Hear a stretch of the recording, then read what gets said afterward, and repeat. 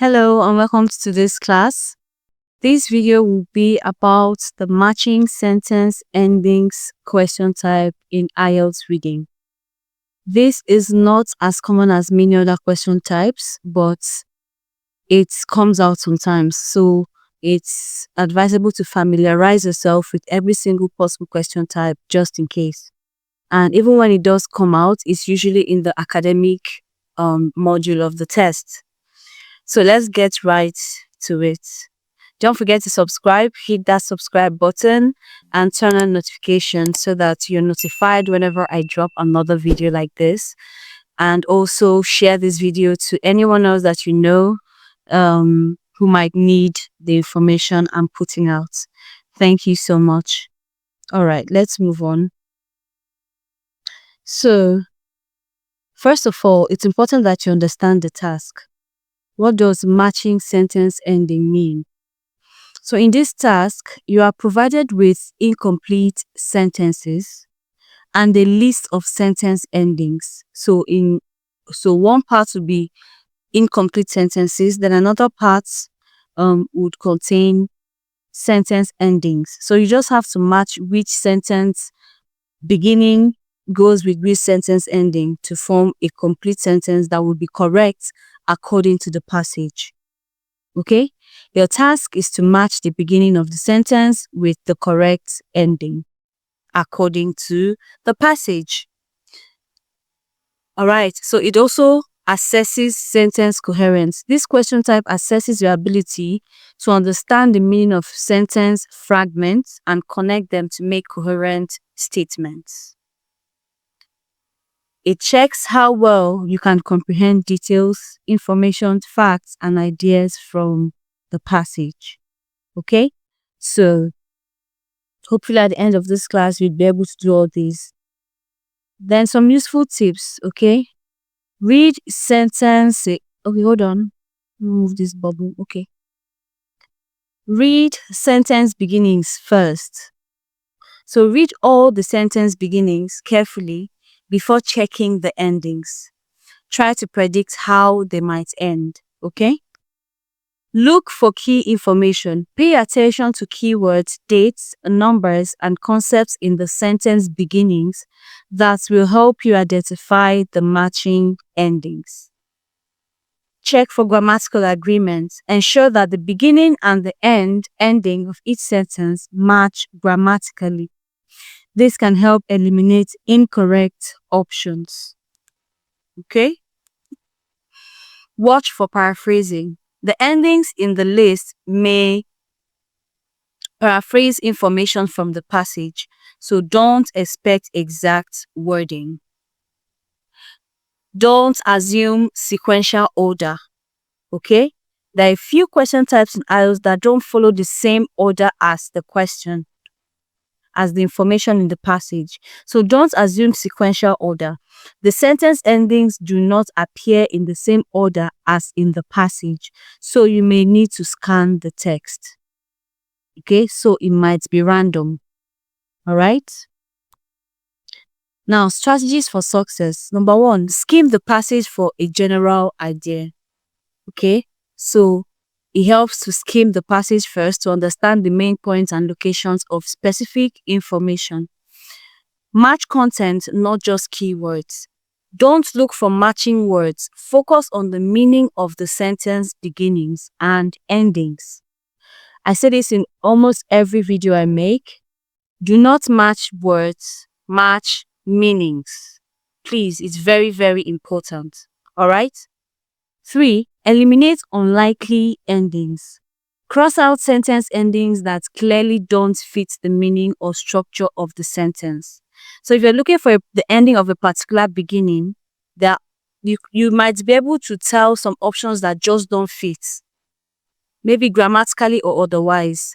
Leave those ones out and focus only on the ones that might be the answer, and then going through the passage can help you get the correct answer. Number 4, use context clues. Use the context of the sentence beginning and the information from the passage to choose the best possible answer. So the information contained in the sentence beginning and the information from the passage combined would help you choose the correct ending. Leave difficult matches for later. Very important. Anything that would waste your time in IELTS reading is not worth it, okay? Because at the end of the day, the easy ones, the difficult ones, all of them carry just 1 point. So instead of wasting a lot of time on one difficult question that would give you just 1 point, if you eventually get the answer, it's better you use that time to get 3 other easy questions that would give you 3 points. Okay? So if a match seems too hard, skip it and return to it after completing the easier ones. Sometimes matching other sentences can give you clues. Yes. Sometimes while you're looking for the answers to easier ones, you might end up figuring out that difficult one instead of just staying on it and wasting all your time. All right? So now, as usual, we'll get right into it, actually attempting one together so that you can see how it works. All right. So this is the passage. Read your heading, okay? Feathers as decoration in European history. Okay? Feathers as decoration in European history. Then you go to the questions. So these are the last 4 questions for this test. So it's 37 to 40. Okay? Now, you can skim the passage, okay? You can quickly skim the passage. You just have an idea. If you do that, you'd notice that it's talking about using feathered hats, feathers on hats for the military and all that. All right? And what it signifies. Okay? But the more important thing right now is to read your beginnings and take note of keywords in them. Okay? So number 37 says, hats decorated with long black feathers. So you're supposed to pick from the box. So if, for example, you've gone through the passage and you know that the answer to the ending that would complete number 37 is D, then your answer for 37 is D. So you're basically matching these sentence beginnings to the sentence endings in the box. So that's why it's called matching sentence endings. All right? So basically, you have only 4 questions, but you have about 7 endings. So which of these 7 endings are the correct endings to complete the 4 questions? All right? So hats decorated with long black feathers. That's it. Feathers from cranes and swallows.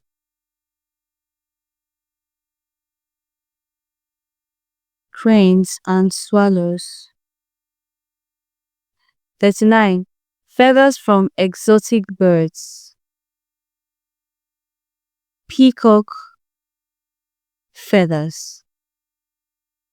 Now, can you see why it's important to read the questions before you actually start carefully reading the passage? Because now we've not read the passage yet. Okay, we've not really read it yet, but at least now you know that these 4 questions have to do with feathers from different birds. The first one is about hats anyway. Hats decorated with long black feathers. Then 38, feathers from cranes and swallows. 39, feathers from exotic birds. 40, peacock feathers. So you just have to find the area where they talked about all these things, and it will be easy for you to match the sentence endings. So after you've taken note of the keywords in the sentence beginnings, you can also quickly go through the sentence endings. Okay? So A, lost popularity in the 16th century, were used as protection from bad weather, are worn today by some soldiers. Worn today, some soldiers. could only be worn by men of noble birth. Only be worn by men of noble birth. Were used to create an outfit worn by a person of high status. Used to create an outfit worn by a person of high status. Were once awarded for military achievements. Became popular decorations for urban dwellers in the 16th century. Became popular decorations for urban dwellers in the 16th century. Okay? So now at least you have an idea of what is contained in the question. So now we can go back to the passage and start reading. Paragraph A. Today, we do not generally associate feathers with the military in Europe. Yet, history shows that in fact, feathers have played an intriguing role in European military clothing.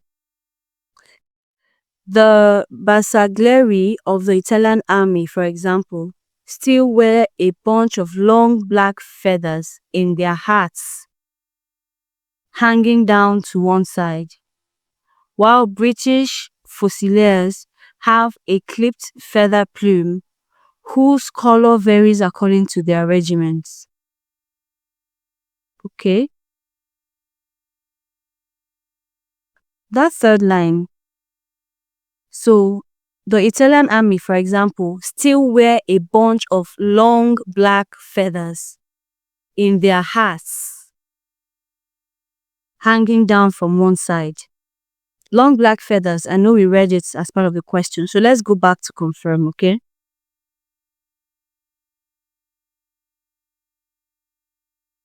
(37), yes. Hats decorated with long black feathers.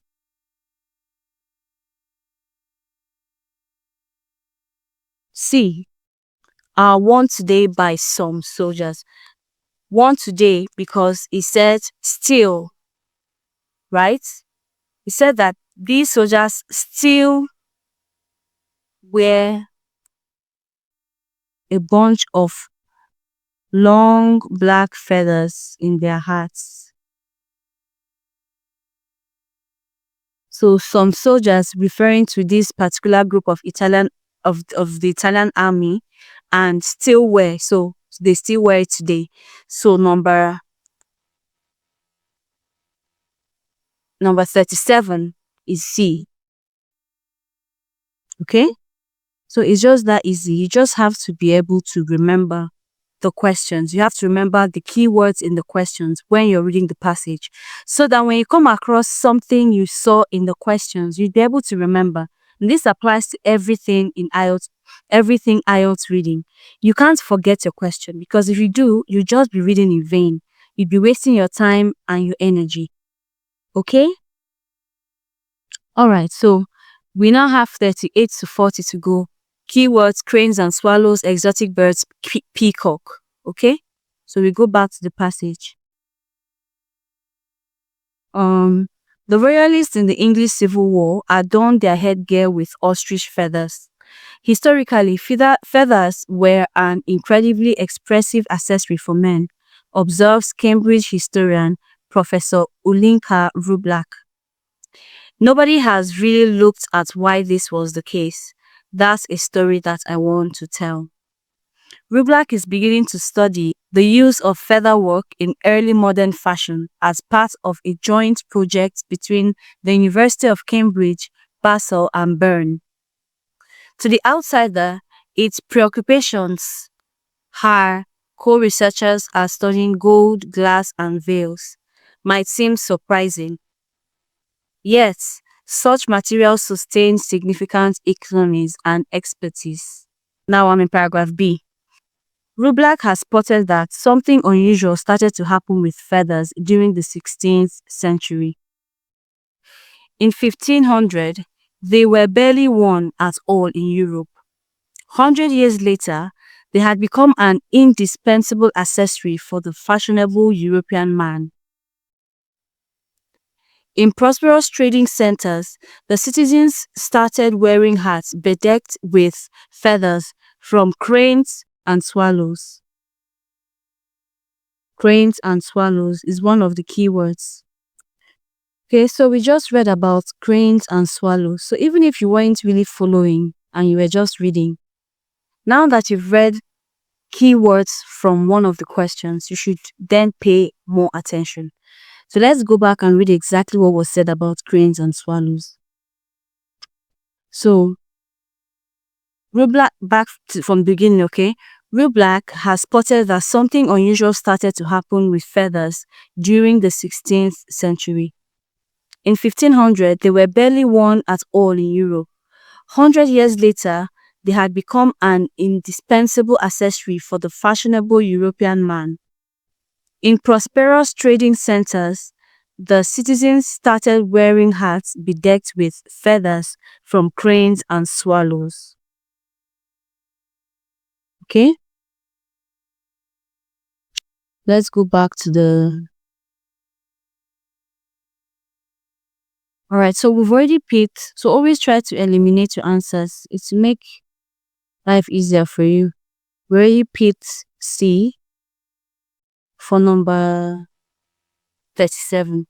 So, feathers from cranes and swallows, A, lost popularity. Lost? No. They actually became popular in the 16th century because they said traders in prosperous areas started using feathers from cranes and swallows. So it's not A.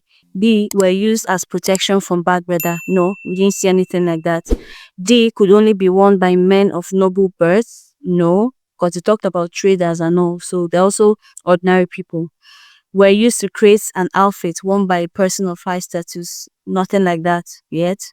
Were once awarded for military achievements, became popular decorations for urban dwellers in the 16th century.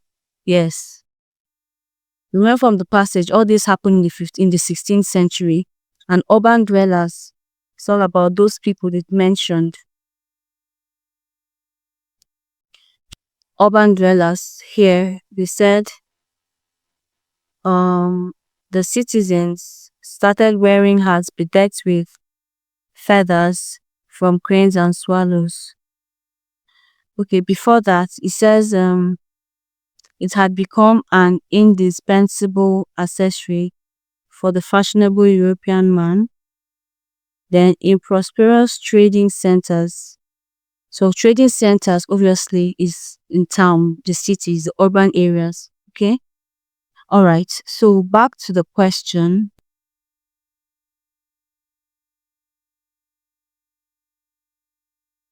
So we go with G for number 38. That's the best answer, okay? Someone might have picked A just because they saw 16th century, but that's not how it works. Make sure that the meanings match, not just the words, okay? Because as you can see, G also has 16th century in it, but it's the answer and not A. Alright? So now, we have feathers with exotic birds and peacock feathers. So we keep reading. By 1573, Plantin's Flemish French dictionary was even obliged to offer words to describe people who chose not to wear them, recommending such terms as the featherless and unfeathered. Wow. Featherworking became big business, from Prague and Nuremberg to Paris and Madrid. People started to make a living from decorating feathers for clothing. Impressive efforts went into dyeing them. A 1548 recipe recommends using ashes, lead monoxide, and river water to create a very beautiful black, for example. Why this happened will become clearer as Rublack's project develops. One crucial driver, however, was exploration. So one crucial reason why feathers became popular was exploration, which is the discovery of new lands, especially in South America.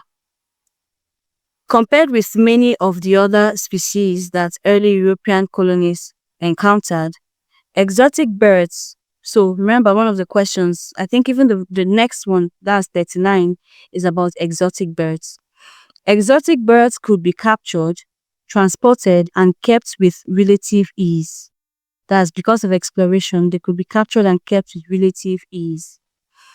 Europe experienced a sudden bird craze as exotic birds became a relatively common sight in the continent's largest markets. So because of exploration, everyone they could go to these other continents like South America and come back with all these exotic birds. And so it became normal to see exotic birds for sale in European markets. Now, given the link with new territories and conquest, all right, so let's see, because we've read something about exotic birds. Okay, or let's finish the paragraph, right? Given the link with new territories and conquest, ruling elites wore feathers partly to express their power and reach. But there were also more complex reasons. So the elites wore it to express their power and reach, but there were other complex reasons. In 1599, for example, the Duke Frederick of Württemberg held a display at his court, at which he personally appeared wearing a costume covered in exotic feathers and representing the Americas. This was not just a symbol of power, but of cultural connectedness, Riblack suggests. The message seems to be that he was embracing the global in a duchy that was quite insular and territorial. Yeah, so this guy in 1599 came out, attended a party or something covered in exotic feathers. So I think we've read something like that in one of the sentence endings, but let's confirm. So number 39, feathers from exotic birds, E, were used to create an outfit worn by a person of high status. That's the Duke, right? The Duke, they said he came out covered in exotic feathers. So yes, it was used to create an outfit worn by a person of high status. Okay, so that leaves us with 40, which is talking about peacock feathers. All right, so let's go back to the passage.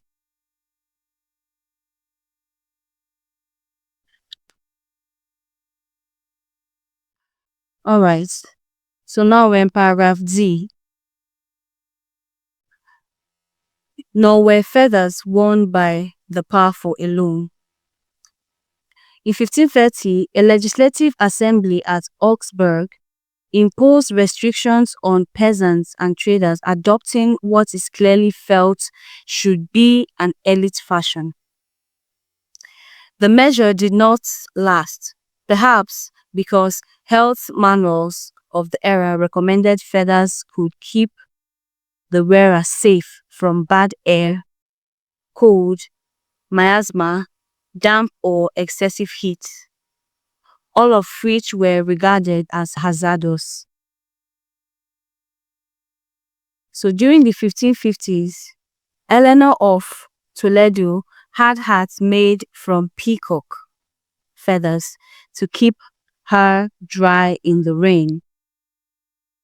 So she had hats made from peacock feathers to keep her dry in the rain. Yeah, we saw something about bad weather, so we go back to the questions. Peacock feathers, that's B, were used as protection from bad weather. She used peacock feathers to make hats, which protected her from the rain, which is bad weather. Okay, so that's how it works. I keep saying it. Once you can locate the part of the passage where your answer should come from, using keywords in the question, you'd be able to find your answers. All right? So these are the answers we just got for that passage. And as usual, you have an exercise to attempt on your own. For this one, the heading says, the heading and subheading, music and the emotions. Neuroscientist Jonah Lehrer considers the emotional power of music. Okay, so this is the passage, and here you have the questions. 4 questions as well, 37 to 40. But then you need to match it to these 6 endings. So do the same thing as what I told you. Start by reading your heading and subheading, which we've already done, and then read these questions, 37 to 40, the sentence beginnings, taking note of important keywords in them, and then also take note of important keywords in the sentence endings, and then you can go and start reading the passage. Okay? So I'm going to give you some time to attempt this, around 5 minutes or so. At the end of 5 minutes, if you're not ready, you can go ahead and pause the video so that you can finish. And then when you play it, you can then check the answer to see how many you got correctly. If you failed anyone, please, as I always say, do not ever hesitate to revisit your mistakes. Attend your corrections and find out why you failed it in the first place, so that you wouldn't fail another one in the future or even on the whole for the same mistake. Okay? All right.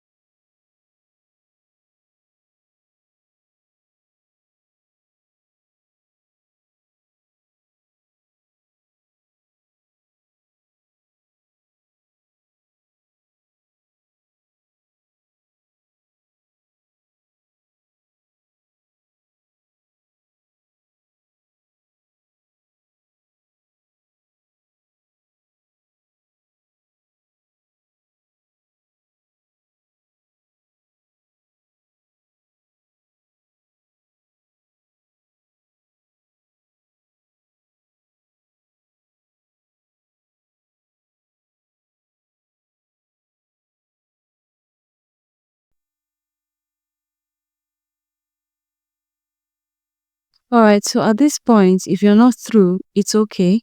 Just pause the video so that you can finish up. Alright?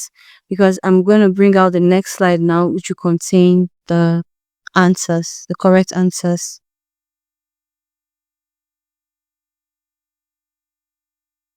So these are the answers to the questions 37 to 40.